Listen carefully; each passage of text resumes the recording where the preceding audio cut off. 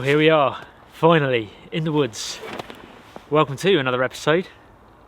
This is my first solo overnight in over a year. It's been a bit of a hectic one. I'll explain why later. But it's so good to be back here in the woods. A woodland that I'm familiar with. I've got a foldable titanium stove that's super lightweight. I've got my TA Trekker day pack loaded with overnight gear. Polish Lavu canvas tent. We're going to be warm tonight. Temperature's going down to about 2 to 3 degrees Celsius. I don't think it's going to freeze, certainly not inside this dense woodland. But yeah, it is a beautiful late fall, early winter day. Most of the leaves are off the trees, and I'm so glad you guys could join me on this camping trip. Let's set up the tent.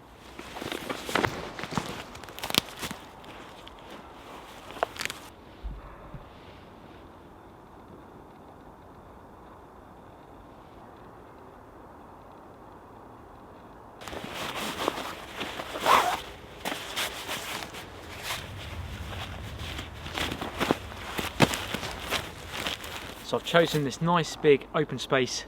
There's no dead trees above me. Most of the dead trees are kind of in the distance, and the ground is pretty much level. It's nice and spongy and mossy as well.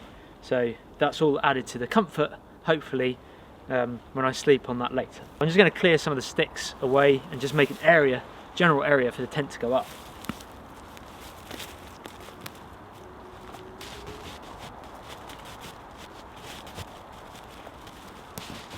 So this is my tent. You guys have seen this before in so many of my videos. It's essentially, it's called a Polish Lavu, but it's made of canvas, two ponchos that button together to form a tent. You can form a shelter, like a half tent, out of one of the ponchos.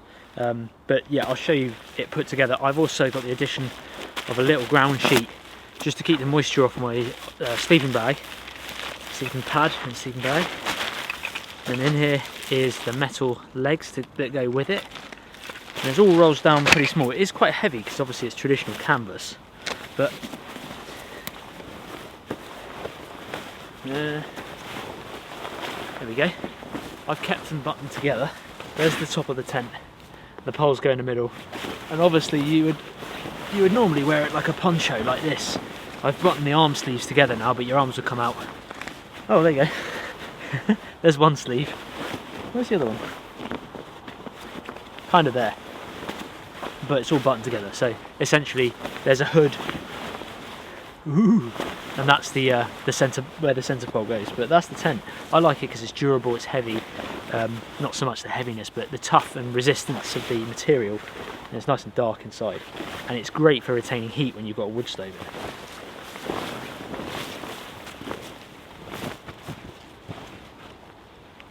Comes with a couple of pegs in each pole. This is from, I want to say, the 70s, Polish military. It's probably not used nowadays in the military, but it is ex-military, this one. And well, you've only got to look on YouTube to see how popular they are now.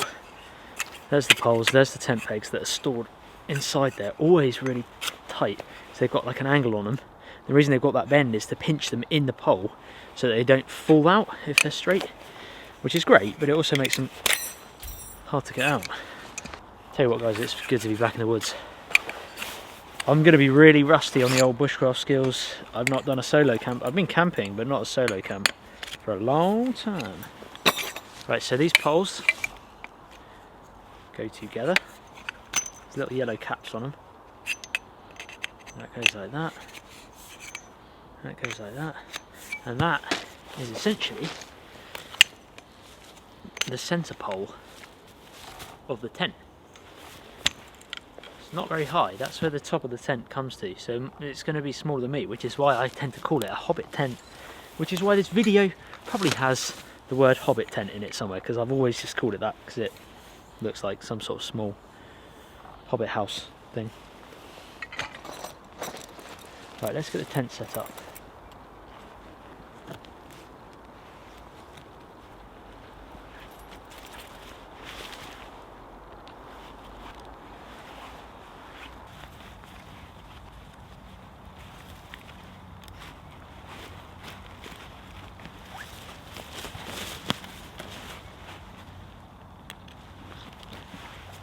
Did I press record in time? 2 deer through there, and I bet I didn't press record in time. Me talking loud doesn't help. It's a shame. No one's going to believe me now. Polish Levus come in 3 different sizes, so I'm told. And guys always ask me what size I have. As I understand it, I think the sizes are judged by, there's 3 sizes, 1, 2 and 3, I think. And I think they're judged by how many rivets are on the back of the Levu. This one has 2, so I'm guessing it's a size 2. I think you can get ones with just 1 down here and ones with 3, which I guess means size 3. You Polish Levu guys out there will be able to fill in my subscribers a little more on that, but I'm pretty sure mine's a size 2. And it fits me, it works for me. Might not be for a really tall person though.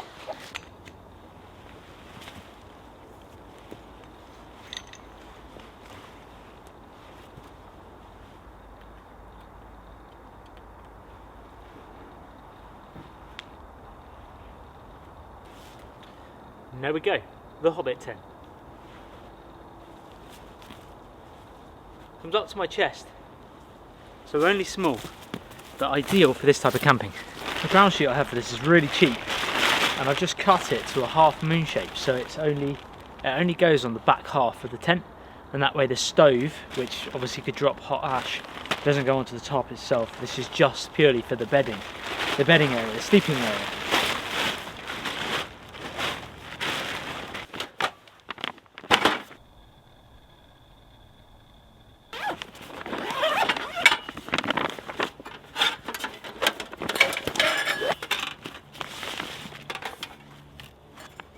Got myself a different stove this time because it's a lightweight trip and I'm not carrying too much gear.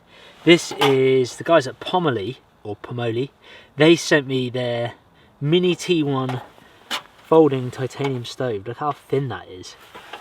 I'm going to put the specs to all of this in the description below for those who are interested. Thanks to Pomoli for sending me that. This is their stovepipe, which is really interesting. It's basically one long piece of thin sheet metal that you roll up and you tighten the flue sections with these rings, and then you've got a spark arrestor at the top. Just really clever, really impressed with it. There's no wind today, so I probably won't need to tie this out. I should do, but there's literally 0 wind, so I think we're going to chance it. Normally I would tie that out, but I've already given it a test burn and burnt it in, but let's unfold it and get it set up.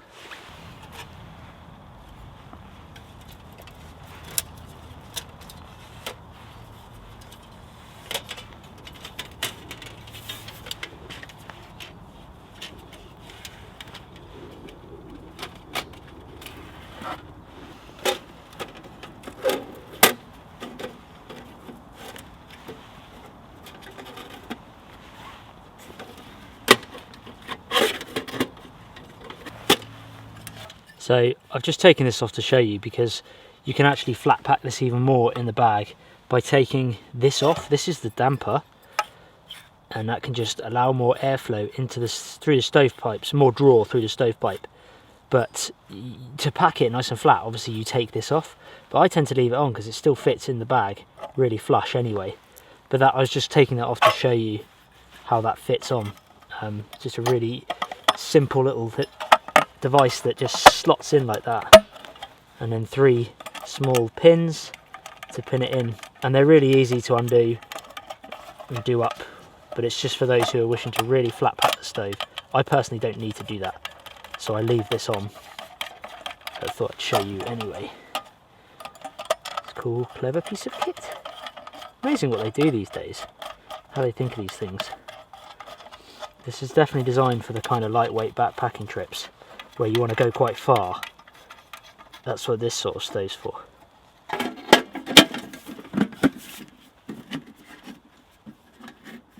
The lid of the stove just seals with the lid and the walls just seals with these little clips sort of that just slot over like that. So you can remove the lid and just cook on an open fire if you want to, and they do all little grill setups and everything to cook over the open fire in the box, and it's all still raised off the ground.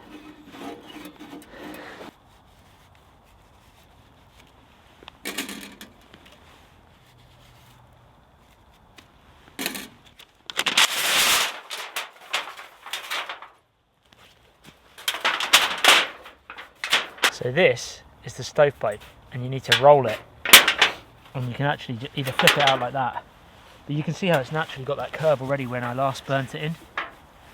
So it should be easy enough to tuck in together now.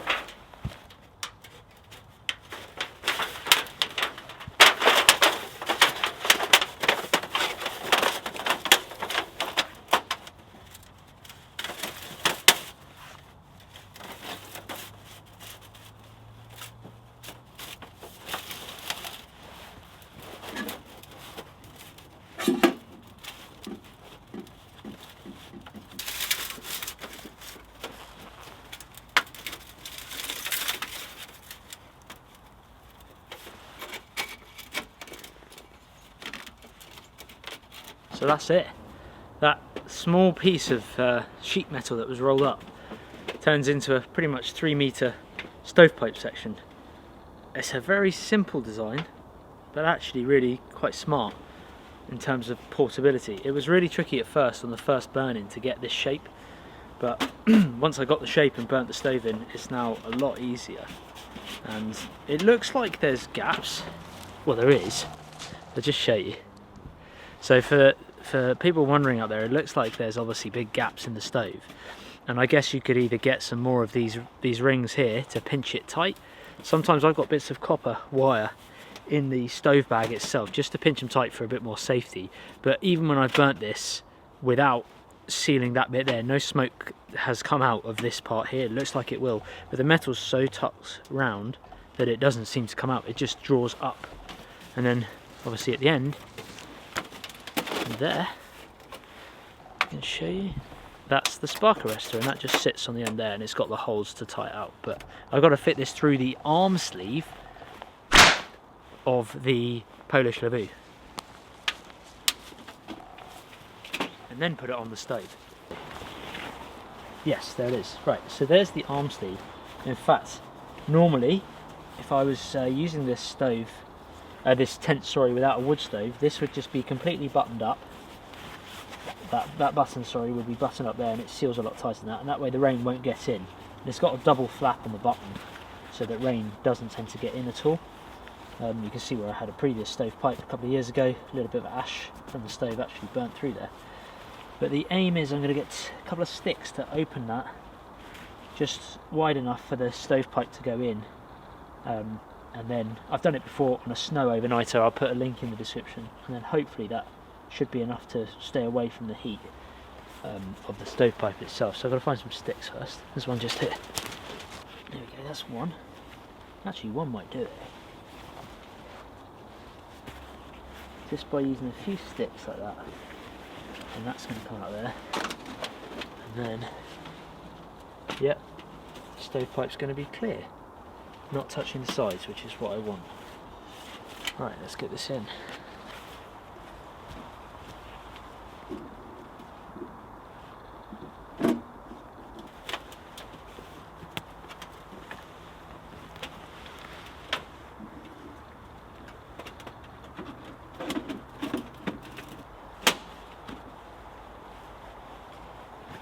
So I keep these little pieces of copper wire in the stove bag itself. These don't come with the stove, but I just do it for a bit of security in between these, the rings that keep the stovepipe together, and I just tie them. I just loop these round like a cable fastener, sorry, and it just helps peace of mind knowing that the stove's pipe is definitely sealed, and they weigh nothing, these things.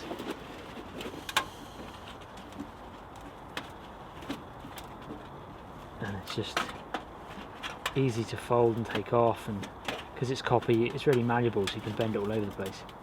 Especially down here, like lower down where the stove, I don't want touching the tent.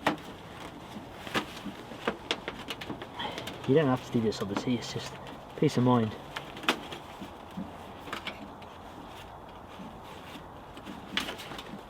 So, stove is set up, tent is set up. I've done quite a bit of camping with tents and wood stoves, and a bit of advice for those of you guys who are looking to try it out. Definitely make sure you've done all your tinkering with the wood stove before you get it hot. Make sure all the stovepipe sections are together properly, make sure it's all sealed up properly, it's all put together, it's level, because once you get that heated up, it's really difficult to adjust. You can use gloves obviously, but you're just limited on how much time you can touch and hold the stove because of the heat, and you don't want to have to then have your fire put out to then try and readjust it all again to then light your fire again. So bit of advice, make sure your stove is properly set up before you actually get it burning and get wood in it and things like that. In terms of timings, just so you guys know, it is now 10 to 2. I got here maybe over an hour and a half ago. Yeah, I know you guys are probably thinking he took an hour and a half to set that up, but no, I had to do all the filming shots as well. So yeah, it's now 10 to 2, and I didn't bring lunch. I've had lunch before I came, had an early lunch, but I've got enough food in my pack for, because it's only a day pack, got enough food for dinner tonight, sorry, and a small bit for breakfast, so nothing kind of fancy. I'll show you that in a bit. The stage I'm at now is, I want to get the wood stove going, so I'm going to have to go and get some firewood, process it all down. I haven't brought an axe with me, and I'll explain why in a minute. I'm going to get most of my firewood now, hopefully enough for the morning as well, and get the stove going, and then we can cook and chat and just enjoy time in the woods. So this, for those of you who don't know, you probably do from the previous video, is my own designed TA Trekker day pack. It's called the TA Trekker. I designed it with my friend Brian. I'll put a link to the video on this in the description below. Massive thanks to everyone who purchased one. We sold out really fast, and then we sold out the second pre-order really fast as well. So yeah, I'll put links to it in the description for those who are wanting to get onto the waiting list. Anyway, so it's a day pack. It's 25 litres. Under the loosen up the lid itself. Oh, I've got a saw as well, which I'll talk about in a minute, but that was tucked underneath the bottom of the backpack like that. So I'll just run you through how I've packed the bag quickly and what I've got in there. So underneath we've got, in these front, I always keep these, there's another saw there which is always in there, but this is the axe sleeve. There's no axe. I don't need my axe for this trip. There's no axe in there. But in this pocket I keep my knife, in this pocket I keep a folding saw. Normally I would keep my axe in there. So essentially all three tools, my most important tools, knife, saw and axe, are all on the front outside of the bag. They're really easy and quickly accessible to get. So I'll put my knife on in a minute, but essentially those are in there. And then top of the bag, underneath the elastic lid here, I got some gloves. I've got some new camping gear, guys, because I've been camping over a year and I needed to upgrade. So got some Lars Folt Hestra gloves, which yeah, they'll be good for the winter. This is a cook pot which has all my food in. It's just a one pot meal. It's already in there ready to cook. Keeps everything sealed. I really like this. I didn't like it at first, but now I do quite enjoy it. After that, you can probably see that that is my sleeping pad, Thermarest Neo Air. This is my sleeping bag, the Alpkit Pipe Dream. I think this is the 400, which I use for my winter bag. And then we have my pack pouch system, which again is available now. Well, they're sold out at the moment, but essentially these are custom made pack pouches that fit perfectly in this bag. So I've got my medium one there. I'll show you what's in it in a minute. Then I've got a small one and another small one, which are sat side by side, and they layer into like that. And then at the bottom I've got my large pack pouch. So they all were in a layering system. I've not got much in the large one at the moment, but they sit in the backpack like that, and it's just that they're really like a snug fit. They're really packable. So that's it. And then in the back I've got my folding canvas seat cover, which I will show you in a minute. Again, links to all this gear is in the description below. And I'm going to make a seat, and then I've got a plate for my food as well in the back, and then a little notepad in the back, and that's it. That's it for the main compartment of the bag. This side pouch, really snug fit, is my canteen, titanium, 1 litre, I think it's 1.1 litre actually, these, the kidney shaped ones, canteen kit, and I think that's it in there. And then in the other one is a bit of Tupperware, which has the sauce and stock and everything for my meal later, forage, and my first aid kit, which is usually at the top of this side pocket, which has my Israeli bandage there as well, which is quickly deployable. I can just tug it really quick and it comes out. So that's where the first aid kit sits. So I got a saw, new saw, from the guys at Agawa Canyon. You guys will probably remember my green folding bow saw, which I used for many years building the Bushcraft camp and everything like that. Well, they've just brought up, that was a 21, it was called the Boreal 21, 21 inches, the blade. They've just brought out two different sizes, a smaller one, I think it's the 15, and a larger one, which is the 24. I don't know exactly, but they've given me the smaller one here, and they've kind of rebranded and it's come in some nice sort of Cordura, tough material. And this one's got the yellow handle, so I won't lose it in the woods. First time using this, guys. I have not used this blade yet.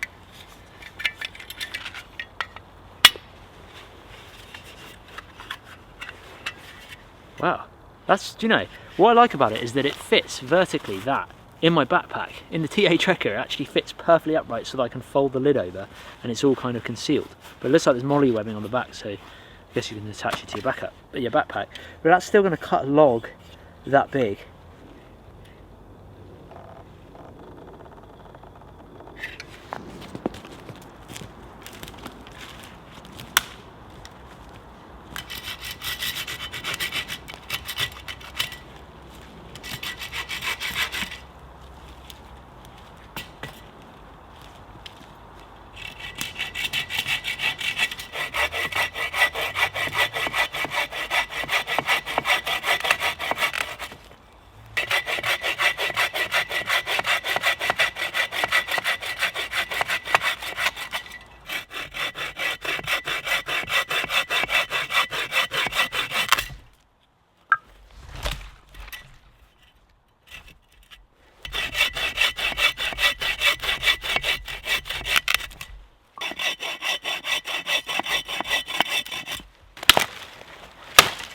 Right, there you go. That piece of wood is a really, really good feather stick because it's so straight. I don't know if you can see that, but it's really, really straight. So if I saw off this section here and that section there, it will leave me with a really nice straight piece of wood to make feather sticks for. And we've had lots of rain in the last couple of days, so all the forest floor is really wet. So this should make really good feather sticks to get the stove going. And there you go. That should make a lovely little feather stick in my Somerset accent.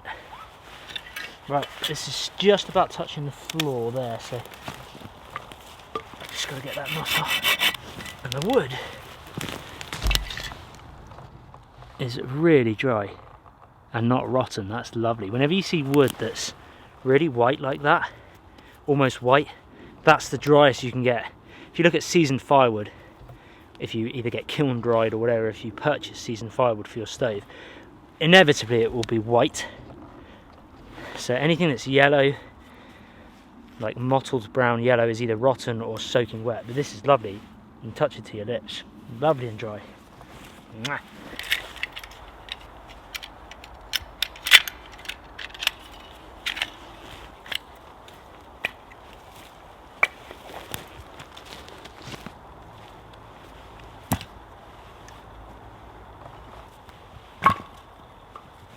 Put the knife on my belt, and this is the long stick that I said about earlier. Get a quick feather stick out of it and then get the stove on.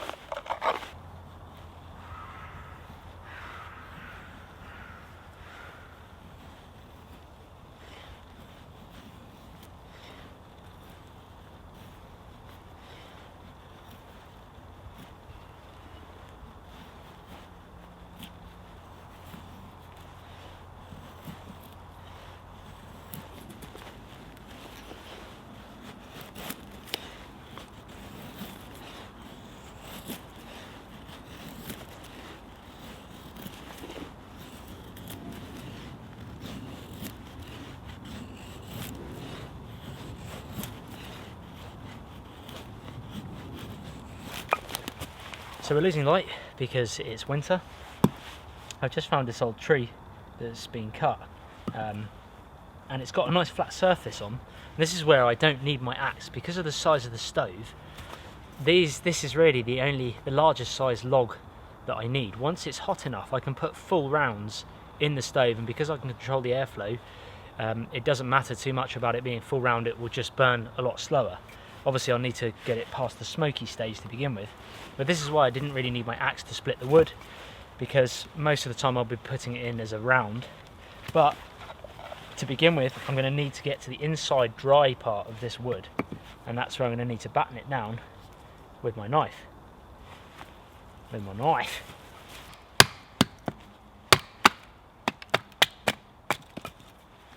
that's the nice dry wood that we want.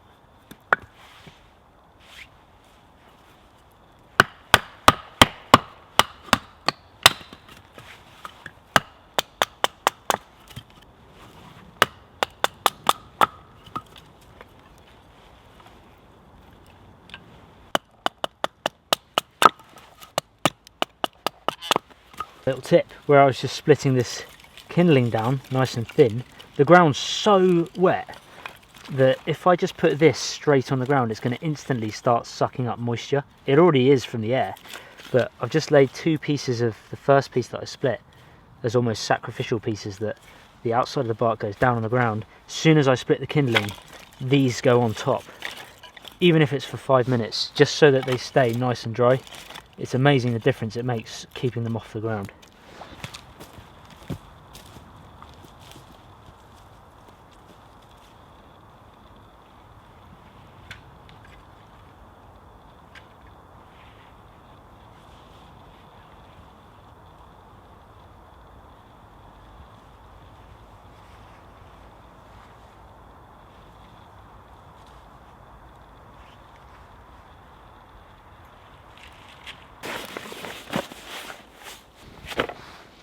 I just thought I'd show you what's in just one of, this is a medium pack pouch, but this is where I keep pretty much all my fire lighting gear. So I've got a lighter in here, just in case I need it. Then here is flint and steel kit in this tin, just magnifying glass as well, pieces of flint, there's a steel underneath, and some jute twine if I want to go old school with fire lighting. I always carry a number of different fire lighting methods with me. The good old light my fire, Swedish light my fire still. This is the army version. Then I've got paracord, bank line. All my cordage essentially is all here. And in this kit is my, actually that normally goes near that lighter, but I'll put it there. That's my knife and tool sharpening kit in that little pouch there. And then I've got my head torch, which I'm going to put in my pocket now because it's going to get dark fairly quickly. I always reverse the contacts on the batteries so that it won't accidentally turn on.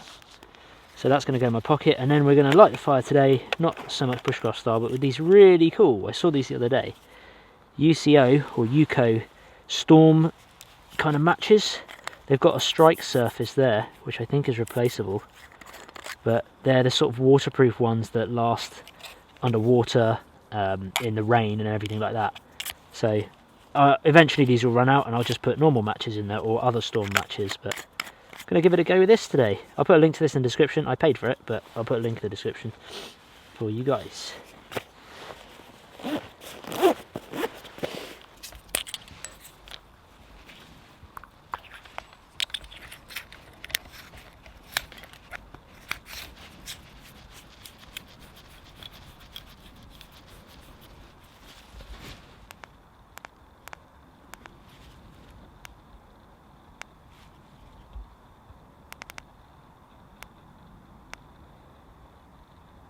So just to show you, because the lighting isn't great in here, but essentially it's got a little glass window here so you can see the fire, and then it's got air intake at the front, and then a little handle here to get into the stove. So very awesome piece of kit. Let's fire it up.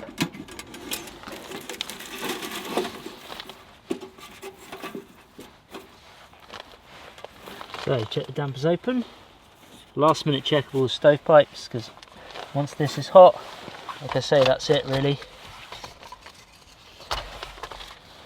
It's quite tricky to try and light it from the angle I'm at, but we will get there. Never lit one of these matches before. They look like absolute tanks. Whoa! It's like a flare. Look at that. That's insane. Oh my days. I need to get firewood in there quick. That's ridiculous. Look at that thing go. Jeez. Did not expect that at all. Right, so the stove's going to smoke a lot, obviously, to begin with, because the wood's wet. And also, when the door opens, the smoke's going to draw the smoke out and not up the flue.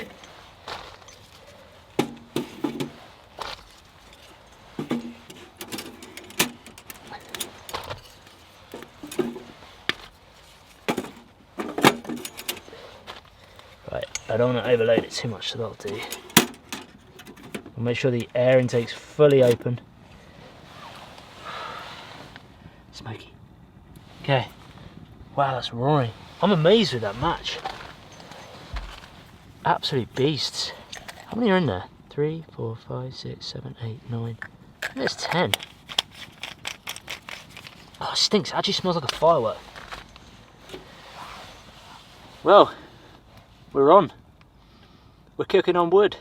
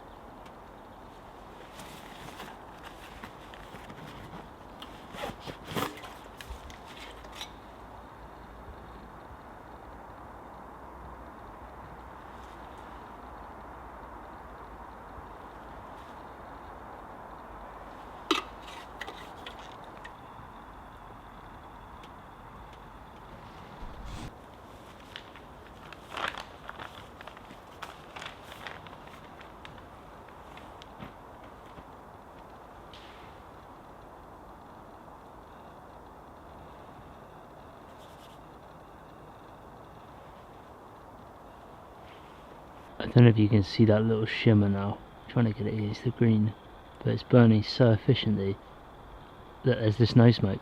There's a little shimmer.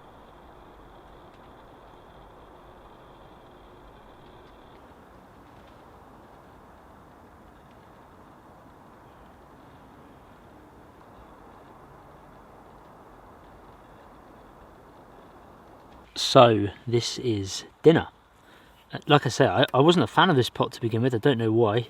It's stainless steel, so I guess maybe it was the heaviness, but that's the handle on the top, and it clips in like that, and then the lid you can just sort of slide off, and that folds out, and then it locks into place, which is really cool. So I've got this is the wife, thank you Em. She was cooking using the slow cooker. We had a roast beef last night, so she's put up this stew. Basically, she's been using the slow cooker today, but it's basically beef, sweet potato, what is that? What's she put in there? Looks like a parsnip, actually. We'll go with parsnip, red onion, and there's something else in there at the bottom, and I can't remember, but pretty simple, nice and chunky. And then I've got some Guinness, which I'm going to put in this as well, but not too much, but a bit of Guinness and a stock, vegetable stock and things like that, to give it a bit of flavour. But it's just handy, like this, just having a handle like this. Oh, actually it goes like that, sorry, it goes like that, that's it. Because it seals it all in, all the food, so it's already in the cooking compartment itself, which is cool. And actually, for those wondering about the smoke seeping out of the pipe, if you look there, it's all being drawn right out the top, and as I come down the pipe, there's no smoke coming out, so it just shows that it does work with it all tucked in. But I'd advise bringing a carbon monoxide alarm with you, just if you're worried. But there's no smoke coming out there, and no smoke in the tent either. It all just gets drawn up, as long as you've got the valves open, it just gets drawn up the top. And thanks to everyone, like I say, who ordered one. Appreciate that, guys. They're going to be back out soon, hopefully. I was just blown away by the response to that launch. It was just amazing. Yeah, thanks so much. I never expected so many people to want one, but we spent over a year designing it all, and to come up with that and then to be able to launch it and everything after 2 prototypes and a lot of testing, it's just awesome for it to go down like that. And we've got some really cool things coming out. Stay tuned and head on to the website taoutdoors.com to sign up to the newsletter and be informed of all of that. But enough of that, I've done enough plugging. God, Mike, you've been plugging all day. Let's just enjoy the camping. And we are 3:45, so it's going to get dark in around about half an hour, but it's starting to get towards twilight. I've just got the low light lens on, and yeah, then we can cook away. I really want to cook now, but it's 4 o'clock, so I'm just going to have to snack on something until actual cooking time, which is really annoying, so I'm hungry, and I want to cook the main dish. But God, this feels good to be back out camping again. I can't believe it's been so long since I last did it. Yeah, back in the game, back in the game. Well folks, I brought some firewood in. Nighttime, well, not nighttime, but darkness is here. We're after 4 o'clock. About 4:30, 4:45. Actually, I think it's 5 o'clock. I'm gonna get some food on.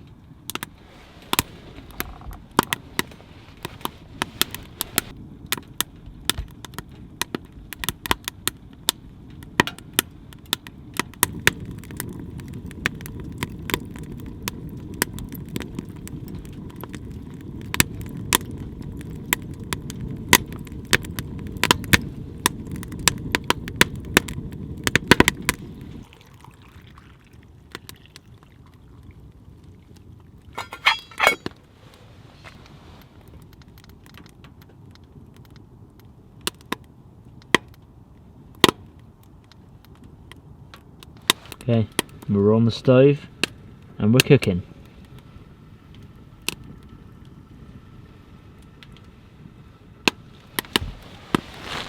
Well folks, food is well and truly on, and it's time for one of those. Perfect time of year for Guinness as well. And I looked at the forecast and it's due to get down to 0 degrees Celsius tonight. But like I say, I don't think it will in this particular woodland, because where the trees are so dense, that'll be out in the open where it'll get down, but the trees are so dense here, so I don't think it'll get down to 0. But stew is bubbling away, if you can hear that in the background. And yeah, this is let's add a bit of Guinness to this stew. Ooh. This will kill off that boil a bit, but you can't go wrong with a bit of Guinness in anything. Gravy, stew. It's a really still night, which is why I didn't tie down the stovepipe, but in hindsight I probably should have done, just in case if you move the stove or knock it, or you know, a log falls, or the saucepan moves and it just changes the angle. It's worth tying down your stovepipe, especially once it's red hot. So fingers crossed, nothing's happened yet and there's no wind, so we're all good there.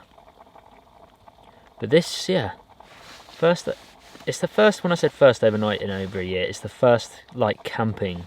I think I did one in the cabin, and then I did one with Dustin in the Viking house, and this is the first camping solo overnight that I've done in a year, about a year anyway, which is mad. Just been so busy. Birth of my daughter Eve, which was mental. As soon as she was born, life is just totally different. So yeah, it took about a year to get adjusted to that. I'm sure parents out there would know that, how much of a life change it is. But she's doing great, for those wondering. My wife Emmy, she's doing really good. Eve, my daughter Eve, she's just mad. Like, she was crawling at 6 months. She could pull herself up at 7 months on furniture, and now she's walking at 10 months, full on walking at 10 months. And she's just been past 11 months. She's going to be a year old on the 20th of December.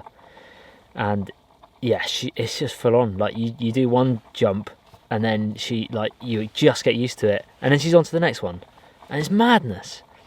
She's just like climbing the sofa, can't leave her on her own, having to pen her in. She's trying to pull down the Christmas tree. It's mental. Gotta say, you camping guys have been mega patient, so thank you for that.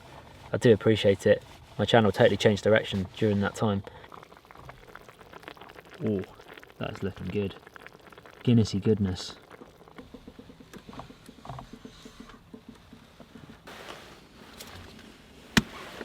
Jeez, stove's gonna take off.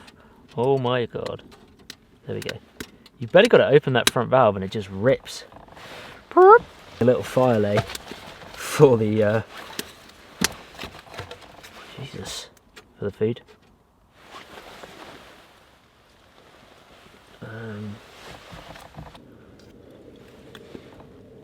Beef's so tender.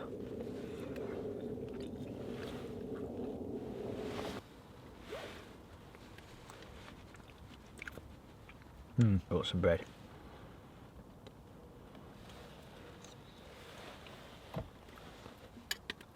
We got enough wood to go all the way through the evening and most of the night, but to be honest, where this tent's A, canvas, and B, it's not going to probably get to freezing, I'm going to just let it burn till about 10 o'clock at night, which is 4 hours time, and then yeah, just let it burn out.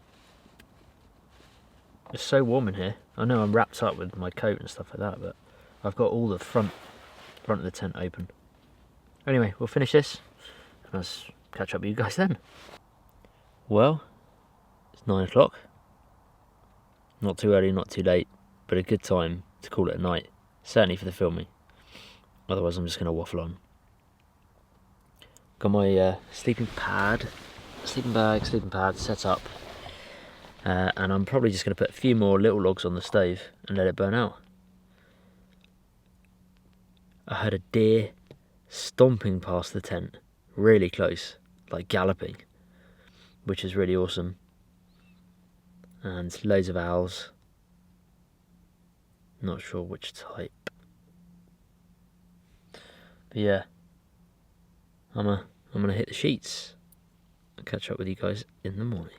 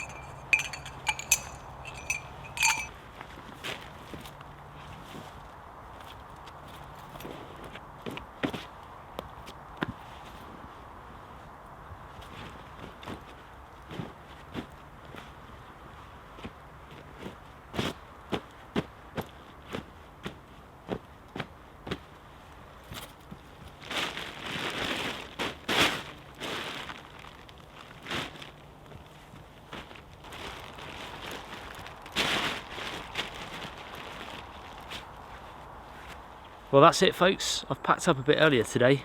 It's just got light. It's about 7 o'clock. I started packing away when it was dark.